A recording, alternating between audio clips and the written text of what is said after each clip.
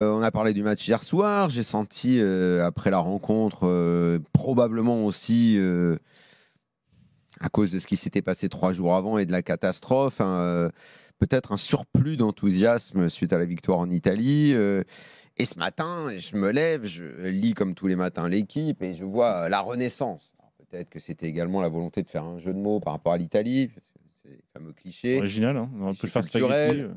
Donc Italie, évidemment, renaissance. Donc la renaissance. Renaissance de quoi? Au fond, je n'ai pas vraiment compris. Et hier, je voyais bien, pour ce que ça vaut, les réseaux, le chat, une espèce de joie un peu démesurée. J'ai pas réellement compris, comme si tout était effacé parce qu'on avait gagné 3-1 à San Siro avec une équipe de remplaçants, ce qui fait qu'on savait plus réellement qui étaient les titulaires, qui étaient les remplaçants. Et donc j'ai un peu voulu me pencher. D'abord, j'ai pas du tout été convaincu hier soir, mais encore dire que je fais le rabat-joie, l'extincteur ou tout ce que vous voulez. Donc j'ai voulu me pencher un petit peu sur tout ce qui s'est passé cette année, en commençant d'abord juste factuellement sur hier soir. Donc hier soir, j'ai dit 2-3 fois et je vais le répéter. Je pense que tu peux refaire le match un bon nombre de fois, même si l'Italie est loin d'avoir livré une grosse prestation. Je pense que si ça 9 fois sur 10, ça fera match nul. Et que la réussite incroyable des Bleus hier a fait qu'ils ont gagné cette rencontre. Au final, il suffit de regarder les chiffres. La France a mis 3 buts avec 0,39 XG. C'est ce qu'on appelle une anomalie statistique, pour reprendre une expression célèbre de Polo.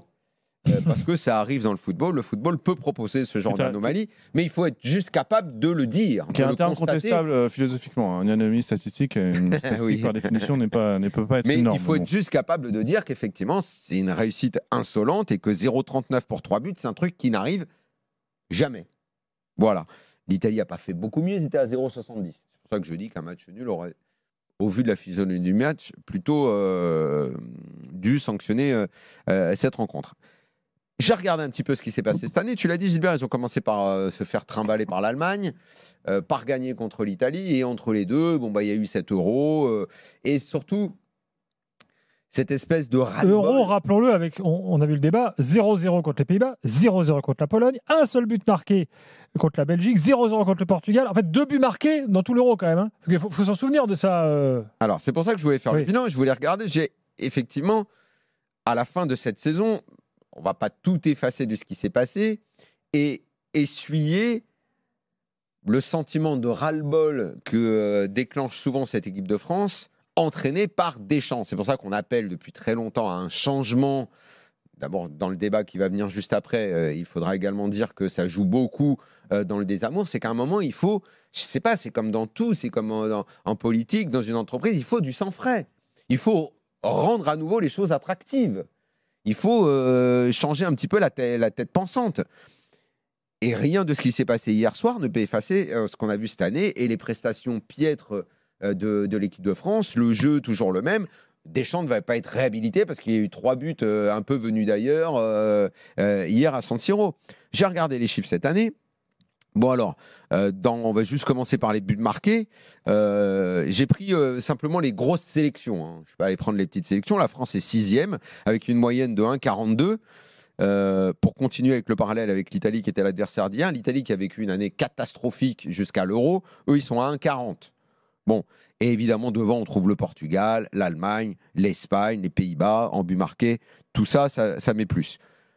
Expected goal, c'est donc ta capacité à créer du jeu, à te retrouver en position de marquer. Là, la France est encore plus loin. Tu as devant l'Allemagne, l'Espagne, les Pays-Bas. En gros, il faut savoir qu'à 1,50 d'XG, tu fais un bon match. On peut dire que tu es une équipe qui est un peu protagoniste, quoi. Mais la France est à 1,38. Donc, c'est souvent une équipe passive qui ne crée pas beaucoup d'occasions. Encore une fois, même l'Italie sur l'année, c'est au-dessus. Je ne te parle même pas de l'Allemagne, de l'Espagne, des Pays-Bas, du Portugal. Et là, j'ai même envie d'aller prendre des sélections en dessous, parce qu'après, il faut voir contre qui tu joues. Les gros, en gros, c'est partagé entre tu joues des forts et tu joues des faibles. Mais si tu prends des équipes faibles qui jouent contre des faibles, je sais pas, même l'Irlande du Nord, même la Slovaquie, l'Azerbaïdjan, certes, ils font leur match, mais toute proportion gardée, ils ne jouent pas contre des costauds. Ça fait plus de XG que la France, par exemple. Donc cette espèce de sentiment qu'il ne se passe pas grand-chose et qu'on s'ennuie, les chiffres l'attestent ça. C'est pas une invention que ce football-là est devenu fatigant et difficile à regarder, alors que les Espagnols s'amusent avec leur sélection, que les Allemands s'amusent, que les Portugais également. Nous, on serait plutôt dans un chapeau avec les Belges, quoi. Ils sont pires que nous, parce qu'eux, ils sont en mode vraiment cata total. Mais on est plus dans un chapeau, le chapeau des chiants, que dans le chapeau de ceux qui te rendent heureux. Et ça, c'est 2024. Je ne suis pas remonté avant, mais ce sentiment, quand même, il nous habite depuis un petit moment maintenant, quoi. Tu vois, le côté, on est très costaud, parce que finalement, qu'est-ce qu'on a vu hier soir? Comme d'hab, quand tous les commentaires, tous les joueurs, dans leurs commentaires d'après-match, ont dit, quand on est ensemble, qu'on se bat ensemble, qu'on est déterminé ensemble, on peut faire de grandes choses. Oui, on ne parle pas de jeu, on parle de détermination, on parle d'être costaud, d'être cohérent physiquement tous ensemble. Et physiquement, ah oui, physiquement, la France a quasiment un peu écrasé l'Italie. On a l'impression que c'était le grand frère avec le petit frère. Et c'est souvent ça, il dégage une telle puissance physique. Et après, on arrive à la fameuse Coupe du Monde où tu avais ça, sauf que tu avais un mec qui était en pleine bourre, qui marchait sur l'eau, qui était capable de sublimer le fait que les autres se battent tous entre eux. En plus, tu avais Griezmann qui était capable d'une touche technique. On n'est pas du tout dans cette équipe de France-là. Là, on a tourné une page. On est dans une équipe beaucoup plus faible. Sans Griezmann, sans Mbappé qui t'a emmené quasiment en finale et lui tout seul. Bon, voilà. Donc, j'ai pas tellement compris l'histoire de la Renaissance évoquée hier. Et bon, cette année, il va y avoir les Ligues des Nations. Après, on va rentrer dans une année où je ne sais plus ce qui va être match de qualif ou pas. La Coupe du Monde, elle est encore un peu loin. Et la Coupe du Monde de 2026, l'envisager, de toute façon, on est bien obligé d'envisager avec Deschamps. Honnêtement, je ne vois pas comment les choses pourraient évoluer. Sur Deschamps, il y a quand même un truc. Déclat qu'il a fait hier soir, que je voulais quand même vous relayer. Il sait très bien, Deschamps, et il a souvent pris des décisions étonnantes dans sa carrière de coach. Il a souvent démissionné, on l'a rappelé plusieurs fois. Il a dit « Je suis réaliste », je reprends ses propos, hein. Il a dit « Je suis sélectionneur depuis 12 ans. Peut-être qu'il y a des gens qui en ont marre de me voir ou de m'écouter. » dit-il, qui en ont marre de voir ma tronche. Mais c'est naturel, il n'y a pas de mal à ça en fait. Ce qui est bizarre en fait dans les réactions sur le match d'hier, c'est que déjà, sincèrement, moi je fais toujours les matchs un peu à froid après, entre le France-Israël et l'Italie-France, autant j'ai pas été aussi alarmé que les observateurs peuvent l'être sur le France-Israël. D'ailleurs, les XG me donnent raison, parce qu'ils sont à 2,22, j'ai regardé. Et autant je ne suis pas si joyeux non plus après ce Italie-France. Je ne le trouve pas forcément très encourageant non plus.